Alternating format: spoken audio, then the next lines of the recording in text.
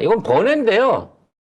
김진성, 여러분 이름 잊어버리지 마세요. 이재명 대표, 테러했던 김진성이 변호사를 선임을 했는데, 전관 로펌 출신 변호사를 검찰 출신. 선임했다고 합니다. 네, 검찰 출신 변호사가 운영 중인 로펌을 변호인으로 선임했습니다. 그리고 첫 공판 준비 기일이 이달 20일에 열립니다. 그러니까 아마도 이 변호사는 그렇겠죠. 사안이 중요해서 500만 원 받고 했다고. 공짜로 했다고 하지 않아? 뭐 공짜로 했다고도 아니, 왜냐면 했겠죠. 김진성이 돈이 없어요. 월세도 못 내.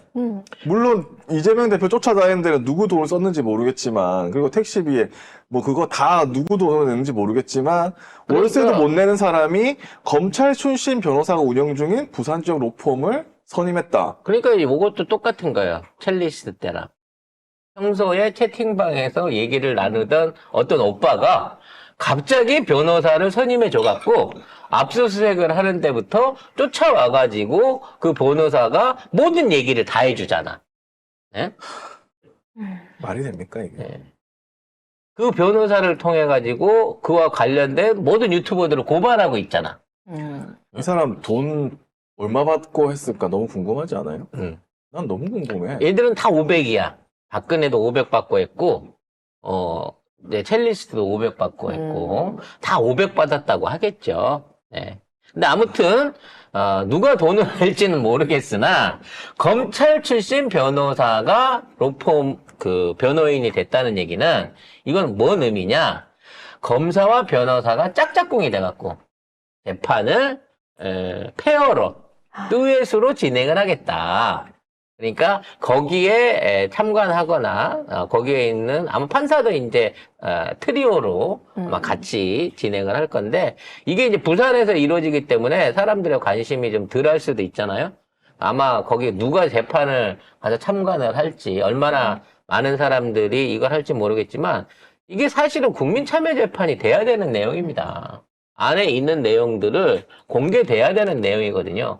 아마 비공개로 해갖고 지네들끼리 쑥닥쑥닥 하고 내부 내용 없이 총선 전에 후다닥 1심이 판결이 나버린 상황에서 항고 없이 상고 없이 그대로 끝날 것이다. 저는 그렇게 예상을 해봅니다.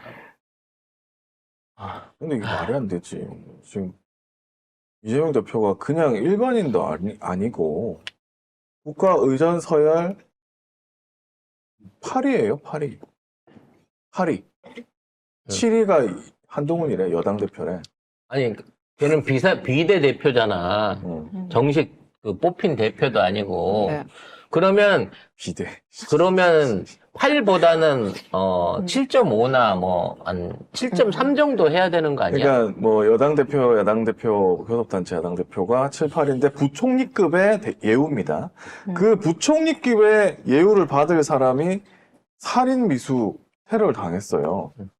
근데 이거를 아무 말도 안 한다고 다들 조용하고 있다고? 이게 아무 일도 아닙니까 이게? 목에 상처가 어제 이 사진을 보니까 이렇게 나 있어요. 이렇게. 소름 끼쳐. 이거 어제 얘기하면서 자기도 가끔 그 생각한다고. 이 와이셔츠 깃이 없었으면 어떻게 됐을까. 그 생각 한다고 하시더라고. 이게 일반적으로 이제 목을, 이런 얘기하면 뭐 하는데, 이거는 진짜- 그 당시에 그 테러범의 동작을 살펴보면 저게 수직으로 들어가잖아요, 칼날이. 그걸 저렇게 수직으로 저걸 꽂기 위해서 범인이 무슨 짓을 하면 칼이 이렇게 지고 이렇게 뒤엎었어요. 그러니까 좀 더 그리고 더 돌렸다던데, 칼. 그러니까 이거 칼을 안 들어가니까. 잘. 이렇게 찌르면 힘이 안 받잖아. 이게 손목에 꺾어지니까. 그러니까 힘이 힘이 받기를 위해서 이렇게 찌르는 동작이 나온다고. 이건 고도로 훈련받은 사람이 아니면 할 수 없는 짓입니다. 저도 목도리 감아놓고 그 연습을 했다잖아요. 그러니까 처음부터 목을 노리고 연습까지 하고 흉기도 준비를 하고 동작을 여러 번 연습을 했던 사람이에요. 이걸 우발적인 병행이라고 하면 안 되죠. 근데 지금 그 방향으로 끌어가서 빨리 재판 끊어버리고 단순 폭행 사건 있었던 것처럼 얘네들이 끝내버리려고 하는 거예요. 나는 이 검찰 출신 변호사가 너무 궁금해, 누군지. 누군지 너무 궁금해. 어떤 관계가 있는지. 누구랑. 뭐 밝혀지겠죠. 실명이 나오면 고리고리 밝혀질 겁니다. 아마도 분명히 대구지검이나 아니면 옛날에 부산 연수원에 같이 있었던, 같이 사직에서 야구 봤던, 같이 송정 걸었던 친구일 수도 있겠죠. 자, 이런 상황에서 대테러 센터 김혁수 센터장에 대한 위증 고발을 민주당이 진행한다고 합니다. 네, 왜냐면 김혁수가 그 국회 상임위원회에 2번 출석해서 이재명 대표 테러 당시 상황에 대해서 설명했는데 이렇게 2번 출석하는 동안 증언 내용이 완전 다릅니다. 일단 25일 행안위에서는 당시 국정원 합동조사팀이 나갔다고 했는데요. 29일 정무위에서는 정확히 모르겠다고 했습니다. 국정원이 야, 우리가 이거 끼었다고 얘기하면 너무 무능해 보여갖고 안 되겠다. 우리는 없었던 걸로 해줘. 아니 근데 그 당시 보도는 보면 그때 국정원에 있었어요. 분명히. 근데 지금은 없어요. 지금은 모든 기사나 증언하에서 국정원이 이 건에 개입됐다라고 하는 얘기가 그때 증언 말고는 없어졌습니다.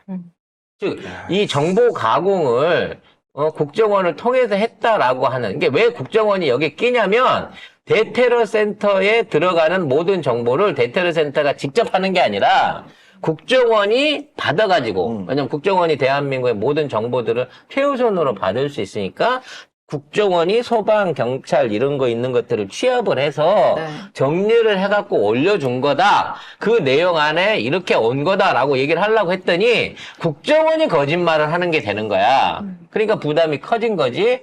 국정원은 어떻게 샜는지 모르는 걸로 하고 경찰 쪽에서 문건이 나간 걸로 하고 대테러 센터에 국정원이 연루돼 있다라고 하는 부분을 빼달라라고 얘기하면서 말이 바뀌어버린 거야. 처음에 행안위 증인하고. 그러면 이 모든 게 경찰이 다 그렇지. 물청소하고 문자도 잘못 보내고 난리를 심지어 쳐서 문건까지 유출을 시킨 거지. 다 경찰 탓이다. 다 경찰 탓이에요, 이제.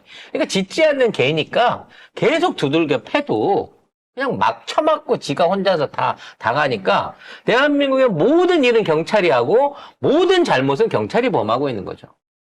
그러면 이 지금 청담동 부실 수사부터 시작해가지고 이태원도 마찬가지고 그다음에 이번에 뭐 피습 테러도 마찬가지고 모든 문제에 있어서 생겨난 문제는 경찰이 무능해서 생긴 거예요. 언제까지 경찰이 이 개무시를 당하고 개노릇을 할지는 모르겠습니다만 결과적으로 국정원까지도 발뺌을 하려고 한다는 얘기는 국정원도 매우 깊숙하게 연루돼 있다. 그럴 수밖에 없죠. 그러면 국정원이 미치지 않고서야 왜 대테러 센터 총리한테 보고해야 되는 문건을 축소 조작해가지고 가짜 뉴스를 만들어서 올려주겠느냐는 거지. 국정원한테 누가 시켰을 거 아니야. 총리가 국정원한테서 야 이거 축소 보도해라고 시킬 수 있을까? 국정원이 움직여갖고 정보를 조작했다 그러면 국정원에 직접적으로 명령을 내릴 수 있는 대한민국의 수뇌부는 몇 안 돼요, 진짜로. 몇 안 돼. VIP급 이상이 아니면 총리도 국정원한테는 전화 못 합니다. 지금 국정원장이 조태용이잖아.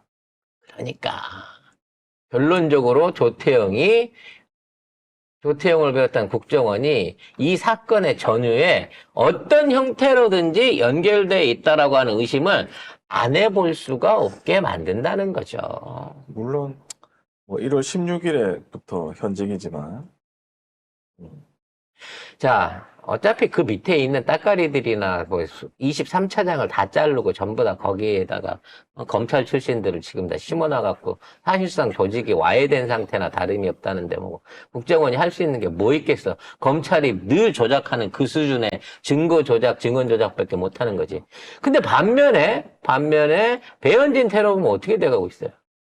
정치 성향 관련돼서 문제가 나니까 갑자기 부모가 등장을 합니다.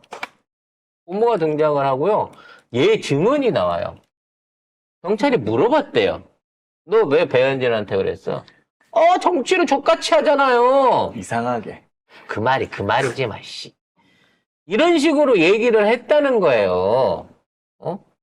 그러면 이런 부분에 대해서 얘기를 하는 게 이게 물론 국진당이 정치를 잣같이 이상하게 해갖고 얘가 그 테러 대상을 배현진으로 골랐다라고도 볼 수 있겠지만 마치 이게 민주당을 지지해갖고 그렇게 된 것 같다라는 뉘앙스를 풍기게끔 이 발언을 먼저 언론에서 흘렸어요. 그러고 난 다음에 부모를 인터뷰했는데 뭐라 그러는 줄 알아요?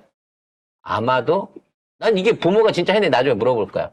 이재명 대표 피습 사건을 보고 거기에 대해서 애가 뭔가 그 모방한 것 같다. 모방을 한 것 같다. 얘기를 했습니다. 이런 개소리를 치고 있는 거예요. 이거 진짜 부모가 했는데 나중에 확인해야 됩니다. 근데 얘는요, 그만큼 뭐 모방이나 정치적인 견해를 갖고 뭐 이거 하는 놈이 아니에요. 지난번에 낙서범한테 지갑 던졌다고 그랬잖아요. 유아인 했을 때도 갔다가 뭐 투척한 적이 있대요. 커피던. 그러면은 얘는 원래 이런 애인데 그냥 누가 유명인이나 뭐가 나오면 이 투척하는 놈이에요. 관종 같은 거죠. 내가 보기에 뒤져보다 보면 이선균 배우 있는데도 가지 않았을까라는 생각도 들기도 합니다. 근데 보호 입원이 돼 있다는 애한테 뭐 누가 그렇게 계속해갖고 경찰 관계자가 이 얘기를 물어보고 있으며 행적을 밝힐 수 없다 그러면서 지금 있는 김진성보다 더 많은 행적을 밝히는 건 뭔데 그러면? 김진성은 너무 꽁꽁 숨겨져 있어 지금. 지금 뭐 김진성 이름도 안 나. 관련된 친구나 뭐 가족들 관련돼서 인터뷰한 거 있어요? 그냥 김진성은 그냥 20년 동안 혼자 살았고 작년에 왠지 모르겠지만 이혼을 했고 주식도 다 해서 아니 돈도 없는 애가 또 주식은 왜 했대? 주식해서 망했고 경제적으로 너무 힘들었던 것 같다. 경제적으로 힘들면 야당 대표를 테러하나? 그럼 전부 다 그 사람 다 테러하게.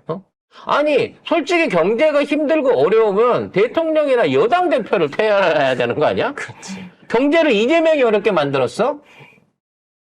무슨 말도 안 되는 이따위 논리를 해갖고 정당화를 시키려고 그래. 이럼에도 불구하고 이런 내용들 자체도 크게 어필되고 있지 않습니다. 왜냐면 지금은 모든 게 한동훈을 띄우고 줄리를 덮는 쪽에 함몰이 돼 있거든요.